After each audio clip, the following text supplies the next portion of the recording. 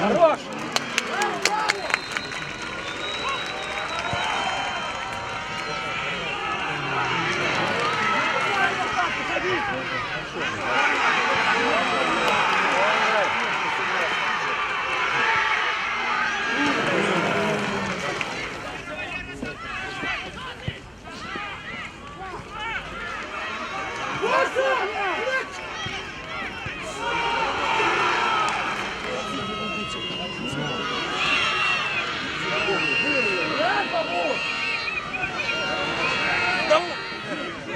Ой, блядь!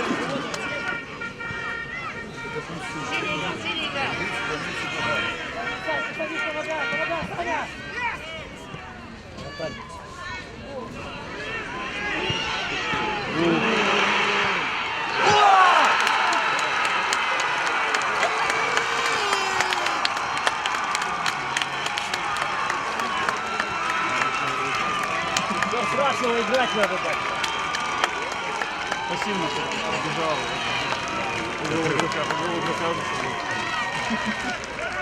Что, еще там можно? Пробей! Пробейте! Хорош!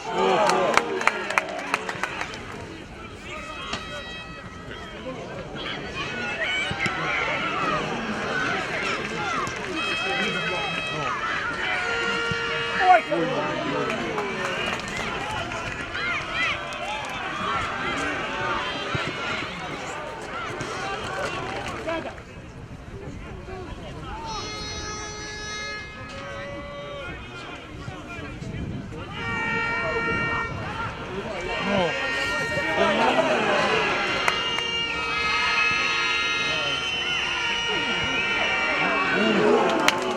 Доля секунд.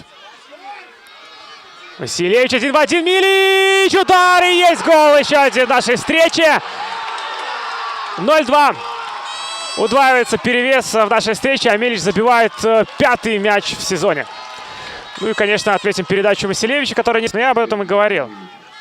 Что когда-нибудь должно прийти. И пришло. Милич убежал.